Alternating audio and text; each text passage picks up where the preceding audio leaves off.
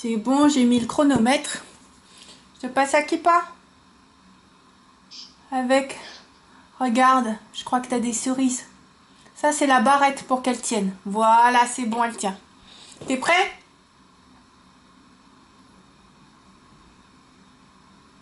Est-ce que t'es prêt, mon amour, pour le chemin? Ok, super, ça c'est bien ça. Tu fais Erad avec maman? Tu fais tout doucement si tu veux, mais tu le fais, d'accord?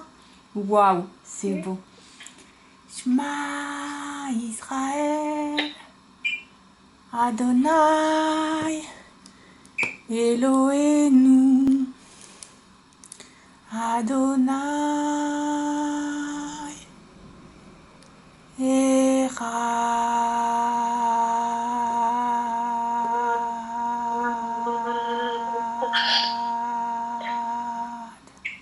Baruch Shem Kev. Amen. Baruch Shem Kevod Malchut Leolam Vaed. Waouh, t'as fait Erad plus long que maman, ça c'est trop cool. Ça c'est trop cool. Alors, je te montre les livres que j'ai trouvés. Alors, j'ai trouvé ça déjà. Ça, ce sont des magnettes. Est-ce que tu as vu ce que ça fait? Tu vois, c'est des magnettes qu'on met sur le frigo. Donc, tu pourras jouer quand... Ouais, mais ceux-là, ce sont des lettres particulières. Est-ce que tu les reconnais, ces lettres? C'est les lettres de l'alphabet, mais un peu bizarre. C'est ouais, parce que c'est un autre alphabet. C'est un alphabet hébreu. Parce que quand on dit le Shema, quand on fait comme ça, qu'on cache les yeux et qu'on dit Shema Israël, Adonai Elohenu, Adonai Echad.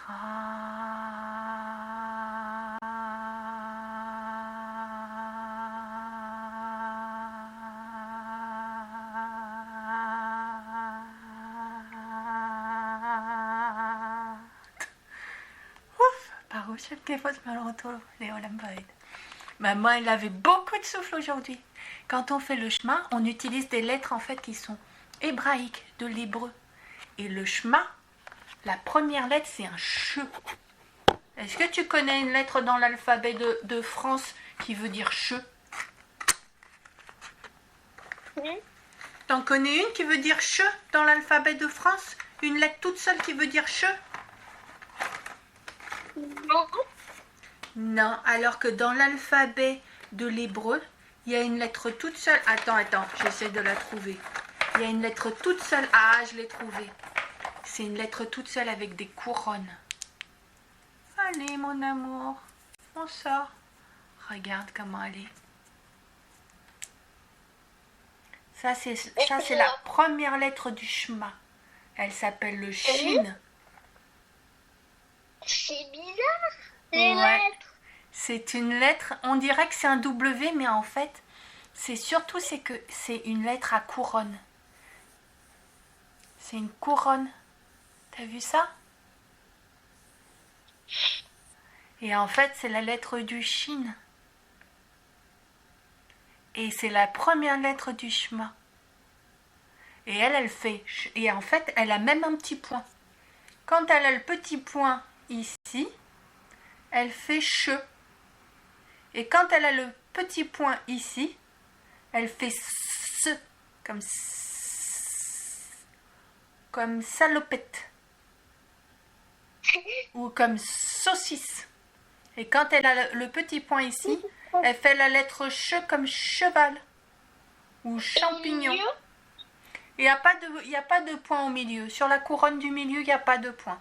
C'est juste le point. Soit sur la première couronne, soit sur la dernière couronne. Il y a aussi une autre subtilité, mon amour. C'est qu'en fait, on lit dans l'autre sens. Quand tu regardes un livre, tu vois les lettres, on lit comme ça. Oui. D'accord? Et ben en hébreu, on lit dans l'autre sens. on lit comme ça. On lit par la droite. Ouais, tout à fait. On lit dans ce sens-là. On lit pas comme ça. On lit comme ça. Et donc, on a trouvé le shin. C'est la lettre couronne. Pourquoi elle va être pas là-bas, elle va être là-bas? Tout à fait. Au lieu de les mettre là et de commencer les lettres comme ça et puis de les empiler comme ça, on les commence dans l'autre sens. On les commence par la fin. Ouais. C'est trop drôle, hein? Mais ça, c'est surtout parce que la lettre hébreu, l'hébreu, c'est la langue que Dieu Papa du ciel Hachem a créée. C'est la langue sainte. Il l'a créée pour qu'on puisse le prier dans cette langue. Et en fait, Dieu Papa du ciel, il connaît déjà la fin. Il connaît déjà le futur. Quand il a créé tout l'univers avec toutes les planètes, avec le soleil, avec la lune, avec l'homme et la femme, quand il a créé tous les poissons et quand il a créé tous les arbres, il avait déjà créé la fin du monde. Il avait déjà prévu. Donc c'est pour ça qu'on peut écrire en fait à partir de la fin. Parce qu'en fait, avec la langue sainte de Dieu, la fin est déjà connue.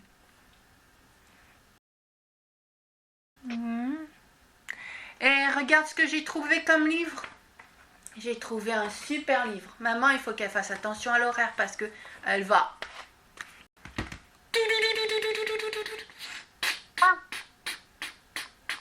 Elle va aller boxer ce soir.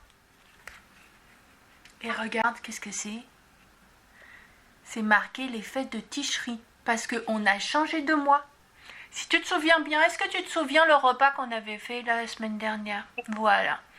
Le repas qu'on a fait, on l'a fait le soir. Et le soir, en fait, on a démarré la nouvelle année. C'est-à-dire qu'on est rentré dans le mois de Tishri. Avant, on était dans le mois d'Elul. Tu sais, le mois de la tribu de Gad. Cette tribu dont les guerriers coupaient les ennemis avec la tête et le bras. Comme ça, ils ne pouvaient pas se défendre. Il y avait le bras qui partait, je ne sais pas où. Avec l'épée, ils ne pouvaient plus se défendre. Donc on a quitté le mois d'Elul et on est rentré dans le mois des fêtes de Tishri. Et on a beaucoup de fêtes. On a déjà fait le repas la dernière fois et maman était mise en robe de princesse pour faire ce repas. Et en fait, on va avoir d'autres fêtes. Sincèrement, on va faire d'autres fêtes. Là, la fête qu'on va avoir samedi, c'est Yom Kippour. Et samedi, en fait, maman, elle va s'habiller tout en blanc. Elle a déjà même prévu. Regarde, elle a cousu sa jupe. Sa jupe toute blanche. Tout le monde sera en blanc, en fait, pour cette fête. C'est important. Et maman, elle a fait comme une robe de princesse. Mais pas des princesses brillantes. Des princesses en blanc, en fait. T'as vu? Elle a passé toute la journée d'hier à la coudre, sa jupe. Et elle est super belle, cette jupe. Le haut, ça va être quoi? Et le haut, ça va être quoi? Ah, j'ai plein de hauts différents, mon amour. Je sais pas encore lequel je vais prendre.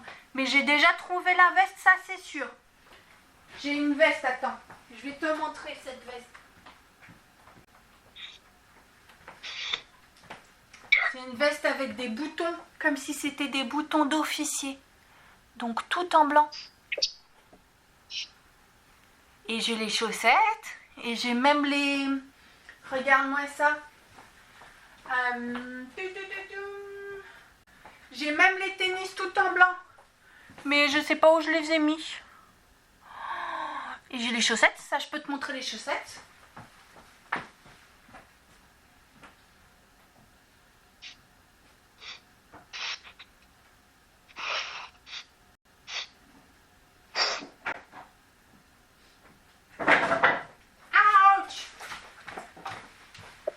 Alors, les chaussettes en blanc et les tennis en blanc aussi. C'est important. Ce sont des tennis où il n'y a pas de cuir. C'est que du tissu. Est-ce que tu sais pourquoi c'est que du tissu? Maman, elle ne sait pas encore pourquoi c'est que du tissu, mais c'est important que ça soit pas de la peau d'un animal. Donc c'est pour ça que maman, elle a pris du tennis. Comme ça, c'est une semelle en caoutchouc. Donc, le caoutchouc des arbres et c'est du tissu, uniquement. Et donc, à Kippour, on va faire le livre, si tu veux bien. On va faire toutes les fêtes. Et donc, à Kippour, donc samedi, maman, elle sera habillée tout en blanc. Et elle va faire une photo tellement elle sera belle. Parce que ça, c'est sûr, elle sera belle. Et peut-être même qu'elle mettra un nœud blanc dans les cheveux pour tenir ses cheveux. Alors, maman, elle connaît pas ce livre. Elle connaît les fêtes, mais elle connaît pas ce livre. Donc, elle va le lire avec toi. Qu'est-ce que tu vois dans ce livre? Bah, des pommes avec du miel. Et qu'est-ce qu'on a mangé la dernière fois, mercredi dernier? Bah, des pommes avec du miel. Voilà, parce qu'en fait, les pommes et le miel, on le mange à Rosh Hashanah. Rosh Hashanah, c'est la tête de l'année. Et si tu te souviens bien, on sonne aussi du chauffard à Rosh Hashanah, avec la corne de bélier en fait. Et la corne de bélier, c'est le bélier, c'est pour se souvenir en fait du bélier en fait que Avraham Avinu a tué et que Yitzhak ont tué en fait à la place de Yitzhak sur la montagne sainte de Dieu. Donc depuis on fait de la corne de bélier en fait pour se souvenir. Et Moshe avait aussi sonné du chauffard pour qu'on se souvienne en fait qu'il est allé sur la montagne et qu'on ne fasse pas de péché avec le veau d'or. Et donc à Rosh Hashanah, comme on veut que c'est collant comme le miel. Est-ce que tu veux toucher et voir comment c'est collant? C'est là. Là, c'est collant. Touche. Ah ouais, t'as vu comme ça colle? Ouais. Et donc, comme on veut que l'année elle soit toute douce et toute sucrée, à ce moment-là, on mange le symbole de la pomme avec du miel. Pour que tout soit doux et tout soit sucré sur cette nouvelle année.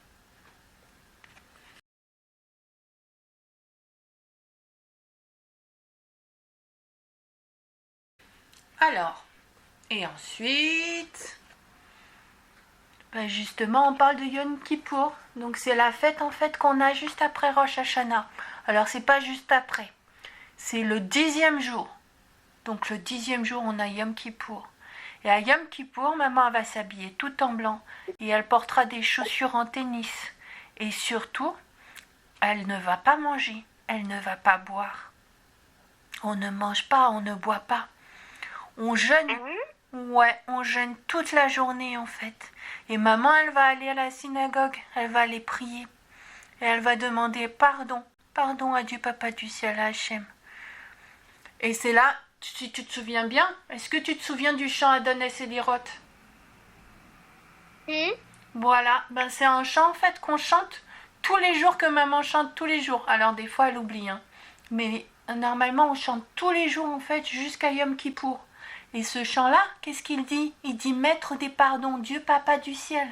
Adonès et Lirot. Toi qui sondes les cœurs, Boren Levavot. Toi qui vas dans les profondeurs, Golé Amoukot. Tu vois, il sort des profondeurs. Et toi qui parles juste, Dover Tzedakot. J'ai péché, nous avons péché devant toi.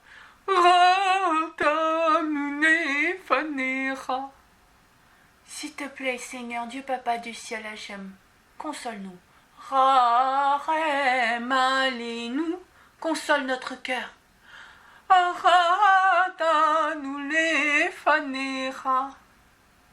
S'il te plaît, nous avons péché contre toi. Console-nous. Rarem Aleinu. Console notre cœur. Et maman, elle va y aller pour prier. Elle va prendre son livre de prière. Regarde, il est tout doux son livre de prière. Est-ce que tu veux toucher comment il est doux le livre de prière? Ouais, t'as vu ça? Elle va prendre son livre de prière et elle va prier. Et toi, t'es pas là, mais un jour tu viendras et tu mettras... Mais, t'as disparu, mon amour?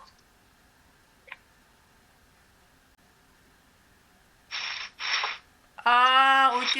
Je vois que tu vois pas. T'as caché la caméra. Mais tu sais quoi? Elle va... Et tout le monde, toi, tu mettras ta kippa. Et tous les petits garçons, et tous les grands garçons, et tous les hommes, ils ont une kippa.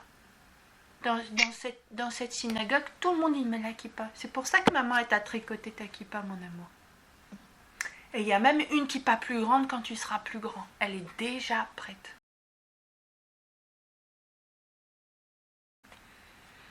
Et après Yom Kippour, c'est la fête des cabanes. Ça ressemble à quoi, mon amour? T'as vu? Il y a un miroir. Ça ressemble à un chalet un peu. Ouais, en fait, c'est comme une cabane dans les arbres. C'est-à-dire elle a le toit forcément, elle a le toit en fait en feuillage. Et on fait du camping en fait pendant cette fête des cabines. Des cabines. Pendant la fête des cabanes. Ouais, pendant la fête des cabanes, comme les tentes. On fait du camping. On mange dans la... Quoi? Pourquoi le miroir? Je n'ai pas compris pourquoi il y avait... Ah, c'est parce qu'il pose la question. Est-ce que tu vois qui est dans la souka? Qui est dans la cabane, mon amour? Est-ce que tu vois qui est dans la cabane? Moi? Ouais, t'es dans la cabane, mon amour. C'est pour ça qu'il y a le miroir. C'est pour que tu puisses voir que tu es dans la cabane. T'as vu? Il y a les yeux de mon amour. Ouais, je vois ça. Bon, après, tu bouges beaucoup, donc forcément, je te vois pas beaucoup, mais c'est pour ça qu'il y a le miroir. Et en fait, on construit cette cabane pour se rappeler, en fait, que on est sorti d'Égypte. Et qu'est-ce qu'on a fait? On est resté 42 ans 42 ans dans le désert. 42 ans. 42 ans, puisque on devait rentrer dans la terre promise au bout de 2 ans. Mais les explorateurs, ils voulaient pas perdre leur privilège. Alors ils ont fait peur au peuple, à tout le peuple, en disant « Mais la terre promise, il y a des géants, ils sont cruels, ils vont nous manger, ils vont nous massacrer, nous sommes que des sauterelles en face des géants, on n'arrivera jamais, on est trop nuls, on est trop bêtes, on est trop méchants, on n'y arrivera jamais. » Donc les explorateurs, c'est ce qu'ils ont dit. Sauf Yehoshua, Josué et Caleb. C'est les deux qui n'ont pas dit de bêtises en fait.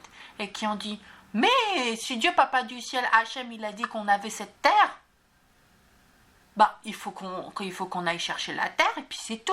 Et puis ça veut dire que lui, il va faire un miracle. D'ailleurs, il a bien fait un miracle avec Pharaon en le noyant dans la mer. Donc eux, ils étaient confiants. Mais tous les autres explorateurs, ils n'étaient pas du tout confiants. Ils ont fait peur au peuple. Et comme le peuple a eu peur, ils ne sont pas rentrés dans la terre promise. Et quand Hachem il a vu ça, il a vu que le peuple avait eu peur et qu'il ne voulait pas rentrer dans la terre promise, il a dit « Ok, on va attendre 40 ans, ce n'est pas vous qui rentrerez dans la terre promise, ce sera vos enfants. » C'est-à-dire que tous ceux qui ont connu l'Égypte, avec l'esclavage, vous ne rentrerez pas en terre promise parce que vous n'êtes pas suffisamment guerriers en fait pour prendre l'épée et pour récupérer le territoire. Mais vos enfants, quand ils seront grands, ils seront suffisamment forts dans leur tête et ils auront grandi avec l'épée dans la main et ils vont réussir à rentrer en terre promise et à combattre les géants. Et ça a été très facile en fait quand il a fallu prendre la terre promise 40 ans après. Et du coup, on est resté 42 ans dans le désert. 42 ans dans le désert. Ah Seigneur, merci mon Dieu. Amen, merci mon Dieu. Oh, merci Seigneur. Et maman, elle vient de comprendre quelque chose. Elle vient de comprendre quelque chose.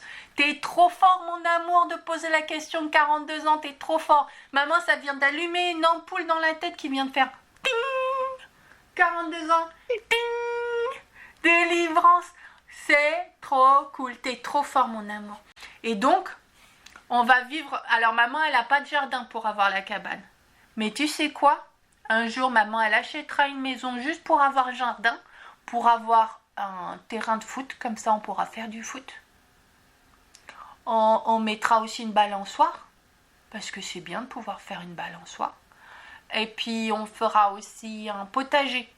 Tu m'aideras, en fait, on fera des légumes. Je crois que papy, il fait des légumes encore ou pas? Non. Non. Bah maman, elle aura un jardin. Mais maintenant, il en a plus. Il en a plus.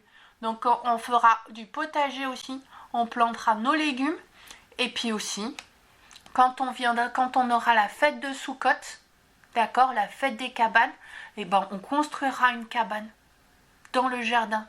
Et on dormira dans le jardin et on mangera dans le jardin pour se souvenir qu'on est resté 42 ans dans le désert.